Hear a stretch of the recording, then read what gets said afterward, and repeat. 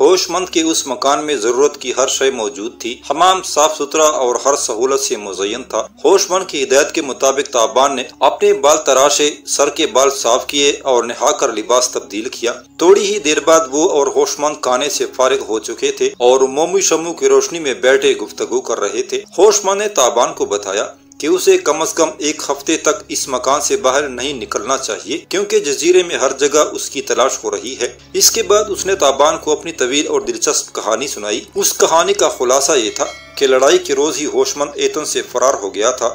فرار ہوتے وقت اس نے ایک دولت مند یونانی گرانے کی مدد کی اور انہیں بھی اپنے ساتھ لے لیا۔ وہ لوگ کسی نہ کسی طرح ساحل تک پہنچے اور ایک لاوارث کشتی کے ذریعے مشرقی رخ پر نکل گئے۔ ہوش مند 2 روز تک کشتی کھیتا رہا اور آخر یونانی گرانے کو جزیرہ ایوبیا کے ساحل تک پہنچانے میں کامیاب ہو گیا۔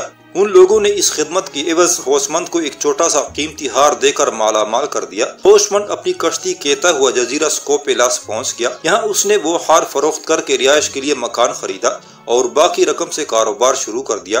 پہلے اس نے زیتون کے تیل کا کام شروع کیا، مگر پھر ارادہ بدل کر پھلوں کی فروخت کرنے لگا۔ اس کاروبار میں اسی خاصی کامیابی ہو رہی تھی اور مختلف جزیروں سے تازہ پھل لا کر اپنی دکان پر فروخت کرتا تھا۔ یہ دکان شہر کے ایک معروف بازار میں تھی اور تیزی سے ترقی کے مراحل طے کر رہی تھی۔ جواب میں تابان نے بھی ہوش مند کو اپنی بیشتر کہانی سنا دی۔ 3 اہم سرداروں کے قتل سے لے کر اپنے گرفتار ہونے تک اور شاہی محل میں طلبی سے لے کر اپنی مہم کی شروعات تک اس نے سب کچھ ہوش مند کے گوشے گزار کر دیا۔ اس رویداد میں اس نے شہزادہ مارشا کا ذکر بھی کیا اور بتایا کہ سکندر سے شہزادی مارشا کے بارے میں اس کی کیا گفتگو ہوئی تھی۔ ہوش مند کی آنکھیں کھلی رہ گئی۔ وہ اس بات پر حیران نظر آنے لگا کہ تابان براہ راست سکندر سے ملاقات کر چکا ہے۔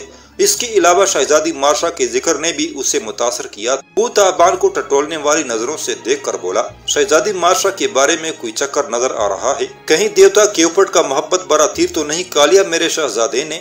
تابان نے کہا، نہیں ہوش مند، وہ چہرہ تو پوجنے کے لائق ہے۔ تم نے اس کے لیے محبت کا لفظ استعمال کیا ہے تو لگتا ہے اس کی توہین ہے۔ ہوش مند بولا، محسوس ہوتا ہے تم نہیں بول رہے، تمہارے دل کے زخم بول رہے ہیں۔ میں نے تو پہلے ہی کہا تھا یہ آسمانوں پر رہنے والی چیزیں ہیں، ہم جیسے خاک نشینوں کو حق نہیں پہنچتا کہ ان کا تصور بھی کریں۔ تابان نے کہا، کاش تم نے وہ چہرہ دیکھا ہوتا، پھر میں پوچھتا کہ اس کا تصور کرنا تمہارے اختیار میں ہے یا نہیں۔ بہت خوب۔ ہوش مند نے اپنا گڑھے جیسا سر ہلایا۔ غالباً پانی سر سے گزر چکا ہے۔ ویسے جہاں تک مجھے یاد پڑتا ہے شہزادی غضب کے پردے میں رہتی تھی۔ تم نے وہ رخ روشن کیوں کر دیکھ لیا؟ تابان وہ واقعہ سنانے لگا جب ایک شب ایک حسن اتفاق سے اسے آفتاب میں نیم روز کے روبرو کر دیا تھا اور اس کی بصارت جاتی رہی تھی۔ کافی دیر اس موضوع پر گفتگو ہوتی رہی، پھر تابان کی کوشش سے بات چیت کا رخ جزیرے کے حالات کی طرف مڑ گیا۔ تابان کی نگاہوں میں رہ رہ کر وہ خالی کرسی گھوم رہی تھی جو اس نے جلسہ گاہ کے چبوترے پر دیکھی تھی اور جس پر زرد گلاب کا پھول رکھا ہوا تھا۔ اس نے اس بارے میں ہوش مند سے پوچھا تو وہ بولا، زرد پھول اس جزیرے میں انتظار کی علامت سمجھا جاتا ہے۔ شاہی نشست پر زرد پھول رکھنے کا مطلب یہ ہے کہ جزیرے کا حکمران جزیرے پر موجود نہیں اور رعایا کو اس کا انتظار ہے۔ میں سمجھا نہیں، تابان نے وضاحت چاہی۔ ہوش مند نے کہا، اس جزیرے کے حکمران ایک خوبرو ملکہ زنوبیہ ہے، وہ شادی سے پہلے ہی بیوہ ہو گئی تھی۔ یہ ایک غضب کی کہانی ہے، پھر کسی وقت تمہیں سناؤں گا۔ کچھ عرصہ پہلے زنوبیہ نے ایک شخص سے محبت کی شادی کی اور جزیرہ چھوڑ کر چلی گئی۔ جزیرے کے لوگ زنوبیہ سے غضب کی محبت رکھتے تھے اور اب بھی کرتے ہیں۔ ان میں اتنی ہمت نہیں کہ وہ ملکہ کی نشست پر کسی اور کو براجمان کریں۔ وہ شاہی نشست پر زرد پھول رکھتے ہیں اور اس امید میں ہیں کہ وہ کسی دن لوٹ آئے گی۔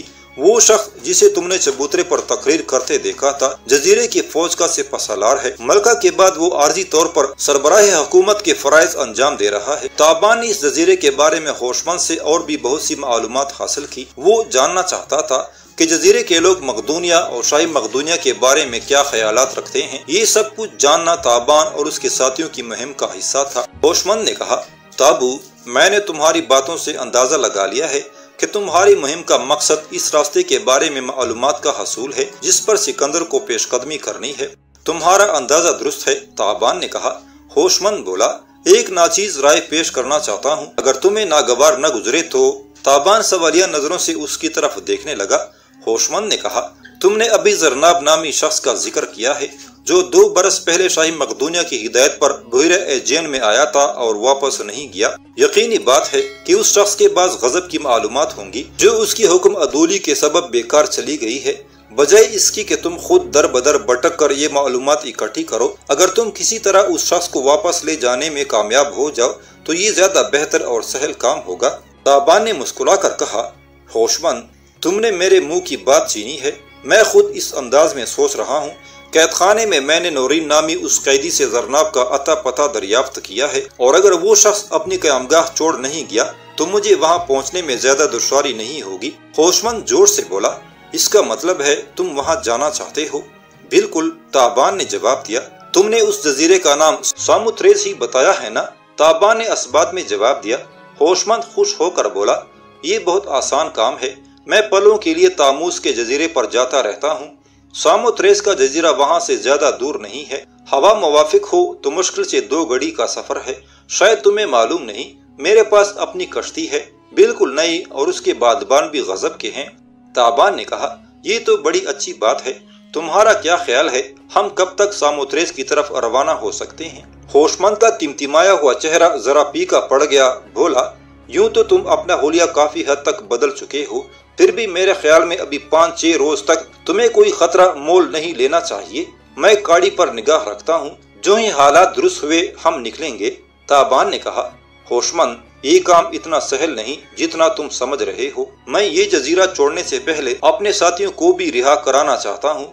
मुझे ये गवारा नहीं कि उन्हें इंतजार में रखकर मैं किसी दूसरे मामले में उलझ जाऊं। होशमंद ने उसे समझाते हुए कहा, ताबान, मैं इस जजीरे पर 4 महीने से हूँ।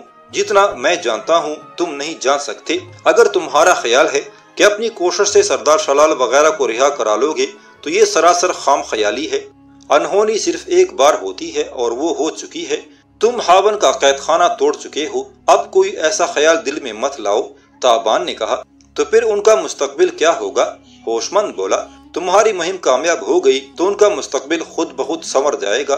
तुम जरनाब को लेकर वापस मकदूनिया पहुंच गए और सिकंदर अपना लश्कर लेकर रवाना हुआ तो रास्ते के ये सारे जजीरे खुद ब खुद उसके मुती हो जाएंगे। फिर हावन का कैद खाना भी तुम्हारी आंख के एक इशारे से खुल जाएगा, और ये कोई बहुत दूर की बात नहीं है। जो हालात तुम बता रहे हो उनसे अंदाजा होता है कि सिकंदर की लश्करकशी में अब ज्यादा देर नहीं लगेगी। ताबान ने कहा, लेकिन ये तो सिर्फ एक अंदाजा है। हो सकता है इतनी बड़ी फौज की तैयारी में ताखीर हो जाए और इस काम में कई महीने या 1-2 साल लग जाएं। इतनी देर में तो वो तारीख तहखाने न जाने कोरा जैसी कितनी लड़कियों को निगल जाएंगे। होशमंद ने कहा, अगर तारीख की सूरत हुई तो तुम सिकंदर से मशवरा करके कोई हल निकाल सकते हो। ये सिर्फ कोरा का मामला नहीं, सरदार शलाल और गोंसल जैसे अहम सरदारों का मसला भी है। सिकंदर तुम्हारी तशवीश को नजरअंदाज नहीं कर सकेगा। होशमंद की बातों में खासा वजन था। यूं तो उसकी शख्सियत मुज़हिका खेज थी, मगर जब वो सोच में डूब कर बात करता था तो बहुत दूर की कोड़ी लाता था। ताबान खुद भी सोच रहा था कि उसे कोई जल्दबाजी नहीं करनी चाहिए। तवील गुफ्तो शनीद के बाद वो दोनों इस नतीजे पर पहुंचे कि कैदियों की रिहाई का मसला फिलहाल मुअख्खर कर दिया जाए और उस शख्स को ढूंढा जाए जो पिछले 2 बरस से शाही मकदूनिया के लिए मुअम्मा बना हुआ है। 1 हफ्ते तक ताबान ने होशमंद के घर में मुकम्मल आराम किया। होशमंद को खाने पीने से शगफ था, शायद इसलिए उसने जैतून का काम छोड़कर पलों की तिजारत शुरू कर दी थी। वो हर वक्त खाता पीता रहता और ताबान को भी उस तरफ रागब करता। देखो ताबू, क्या गजब का आलू बुखारा है। ऐसा आलू बुखारा पूरी यूनान में नहीं मिलेगा। और ये संतरा देखो, कैसी गजब की रंगत पाई है। जजीरा रहोडस का है। उस जजीरे के अंगूर तो बस गजब ही ढा देते हैं, लेकिन अफसोस इस वक्त मेरे जखीरे में नहीं। खैर, तुम ये किशमिश चको, ये भी उन्हीं अंगूरों की बनी हुई है। वो सारा दिन ताबान को मसरूफ तआम रखता और दुनिया जहां की बातें करता। इसके अलावा वो गाहे गाहे काड़ी की खबर भी ले लेता था। एक रोज वो शाम को घर आया तो कहने लगा, ताबू, कल यहाँ से निकलने का बहुत अच्छा मौका है। एक करीबी जजीरे से कुछ शाही मेहमान आ रहे हैं। कल उनके एजाज में एक बड़ी ज़ियाफत दी जाएगी। उस ज़ियाफत के लिए फूलों का एक बहुत बड़ा फर्श तैयार किया जा रहा है। ये काम जजीरे के सिपाही कर रहे हैं। मैंने आज देखा है, गाड़ी पर बराए नाम मुहाफिज थे। मेरा ख्याल है कल अली और सुबह यहाँ से निकल चले। ताबान तो पहले ही तैयार बैठा था। एक बेचैनी सी हर वक्त उसके दिल को घेरे रखती थी। वो चाहता था सिकंदर की शर्त जल्द अज जल्द पूरी हो और वो शहजादी मार्शा की सूरत देख सके। किसी वक्त उसके दिल में अजीब वसवसे जाग उठते, वो सोचता क्या सिकंदर अपना वादा पूरा करेगा, कहीं वो उसे फरेब तो नहीं कर जाएगा। ताबान को मालूम था खूबसूरती अपनी दुश्मन आप होती है और माशा खूबसूरती की इंतहा का नाम है। क्या नौजवान बादशाह उस हुस्न मुजस्सम को देखकर अपने दिल पर काबू रख सकेगा? वो एक बादशाह था और बादशाह की दराज दस्ती हर शक व शुबे से बाला थी। उसे अपनी ममलकत की हर चीज पर तसरफ हासिल था। वो चाहता तो ताबान को दूध की मक्खी की तरह निकाल कर बाहर फेंक सकता था। ताबान को बादशाह वक्त से अजीब तरह की रकाबत महसूस होने लगी। उसका बदगुमान तस्वर खूबरू बादशाह के सामने मार्शा को ला खड़ा करता। मार्शा जिसके नौखेज बदन में कयामतें सिमटी थी, रसीले होंठों से शहद टपकता था और आंखों में दुनिया के खूबसूरत तरीन मोती कूट कूट कर भरे हुए थे। ताबान का सीना दहक उठता। उसे लगता कि उसके दिल के मोहब्बत में जलजला बर्पा हो गया है और वहाँ सजी हुई एक खूबसूरत मूर्ति में दरारें पड़ रही थी। उसका दिल चाहता ये मुहिम फौरन पाया तकमील को पहुँचे और वो उड़कर वापस एथेंस चला जाए। उस वक़्त भी होशमंद की बातें सुनकर उसका जी खुश हो गया। वो बोला, प्यारे होशमंद, क्यों न सुबह के बजाय आज रात ही निकल जाएं? होशमंद ने कहा, अब इतनी जल्दी भी अच्छी नहीं। इससे पहले मैं कभी रात के वक़्त कश्ती लेकर नहीं निकला, इसलिए किसी को शुबा हो सकता है। वो रात ताबान ने जैसे तैसे काटी। अगले रोज अली उल सुबह वो दोनों जजीरे के सफर पर रवाना हो गए। अपने हुलिया और लिबास से वो दोनों ही पल फरोश नजर आते थे। कश्ती में होशमंद ने आलू बुखारे के बहुत से टोकरे लाद रखे थे। आलू बुखारा जजीरा स्कोपेलास की खास पैदावार था और यहाँ का पल दूर दूर तक जाता था। होशमंद को ये पल जजीरा तामोस की काड़ी पर पहुँचाना था और वहाँ से कोई दूसरा पल कश्ती पर बार कराना था। काड़ी से निकलने में उन्हें किसी खास दुश्वारी का सामना नहीं करना पड़ा। होशमंद काड़ी पर एक जाना पहचाना शख्स था, लिहाजा ताबान पर भी किसी ने खसूसी तवज्जो नहीं थी। होशमंद मलाहों और माहीगिरों से नोक जोक करता ताबान को कश्ती तक ले आया। खाड़ी पर खड़ी हुई कई कश्तियों पर ताबान ने एक तस्वीर लगी देखी। शोख रंगों से बनी हुई ये तस्वीर एक खूबसूरत औरत की थी। उसके सर पर ताज नजर आ रहा था। ऐसी ही तस्वीर ताबान ने काड़ी के रास्ते में भी कई दुकानों पर आवेजा देखी थी। मुख्तलिफ तस्वीरों में खदोखाल मुख्तलिफ नजर आते थे। यकीनी बात थी कि मुसव्वर ने एक ही औरत को पेश करने की कोशिश की है और ये औरत वही मलका थी जो अपने महबूब अवाम को छोड़कर अपने महबूब के संग जजीरे से रुखसत हो चुकी थी। एक मलका का सारा हुस्न, वकार और गरूर एक आशिक के कदमों में बिखर गया था और वो कच्चे धागे से बनकर इन लोगों से दूर चली गई थी जो अब भी उसे याद करके आबदीदा हो जाते थे। काड़ी पर मौजूद एक सरकारी मुहाफिज ने ताबान के बारे में होशमंद से चंद सवाल किए, जिनके होशमंद ने मुनासिब जवाब दिए और यूं वो काड़ी से निकलने में कामयाब हो गए। खुले समंदर में पहुंचते ही होशमंद ने कश्ती की रफ्तार तेज कर दी। हवा मुवाफिक थी। वो दोपहर तक तामूस पहुंच गए। वहाँ कुछ वक़्त पल उतारने चढ़ाने में सरफ हुआ। इस दौरान ताबान और होशमंद भी खा पी कर ताज़ा दम हो चुके थे। अब उन्होंने अपनी कश्ती का रुख जजीरा सामोत्रेस की तरफ कर दिया। वो शाम से कुछ देर कबल सामोत्रेस पहुंचे। ये जजीरा दूर तक घने जंगलों से ढका हुआ था। आसमान गहरा नीला था और डूबते सूरज की रोशनी में खुशरंग आबी परिंदे महवे परवाज नजर आते थे। उन्होंने कश्ती काड़ी में ही एक पहरादार की निगरानी में छोड़ दी और जजीरे पर आ गए। ताबान ने कैद खाने में नौरीन से जो मालूमात हासिल की थी, उनके मुताबिक जजीरे के इंतहाई जनूब में जजीरे की सबसे बड़ी इबादतगाह थी। उस इबादतगाह से कुछ फासले पर एक सरसब्ज टीला था, जहाँ सफेद चूने से बना हुआ एक दीदा ज़ेब मकान जरनाब की क़यामगाह था। होशमंद और ताबान ढूंढते ढूंढते उस इबादतगाह और फिर उस मकान तक जा पहुँचे, लेकिन ये जानकर उनके जज्बों पर ओस पड़ गई कि मकान में जरनाब की जगह ट्राय का कोई सौदागर मुकीम है। ये सौदागर जरनाब के बारे में कुछ ज्यादा नहीं जानता था। ताम सौदागर की बातों से मालूम हुआ कि ये मकान और टीला उसने जरनाब से चंद माह कबल 1000 टैलेंट में खरीदा था। ताबान के अंदाजे दुरुस्त निकले थे। वो मक्कार शख्स अपनी मुमकिना गिरफ्तारी से बचने के लिए ठिकाना बदल चुका था। अब वो न जाने कहाँ गया था, किस शनाख्त से कहाँ ठहरा हुआ था। ताबान और होशमंद तो उसकी सूरत तक नहीं पहचानते थे। वो उनके सामने से भी गुजर जाता तो वो देखते ही रह जाते। ताबान को अपनी गलती का एहसास होने लगा। बेहतर था कि वो कैद खाने से निकलते वक्त नौरीन से साथ चलने के लिए इसरार करता। शाम पल पल गहरी हो रही थी। वो दोनों चूने के सफेद मकान के सामने मायूस खड़े थे जब एक उदेड़ उमर चरवाहा बकरियां हाँकता हुआ उनके करीब से गुजरा और टिटक कर रुक गया। वो एक लहीम शहीम शख्स था। उसने रंगदार लिबास पहन रखा था और आम चरवाहों की तरह हाथ में एक तवील लाठी थी। वो करीब आकर बोला, इस मकान के सामने क्या कर रहे हो? کیا کسی سے ملنا چاہتے ہو؟ ہوشمند نے کہا ہاں، لیکن جس سے ملنا تھا وہ مکان چھوڑ کر چلا گیا ہے۔ چرواہے نے کہا اچھا، تو اس مقدونی زرناب کے مہمان ہو؟ ہوشمند نے ہاں میں جواب دیا۔ چرواہے نے برا سا منہ بنایا اور آگے بڑھ گیا۔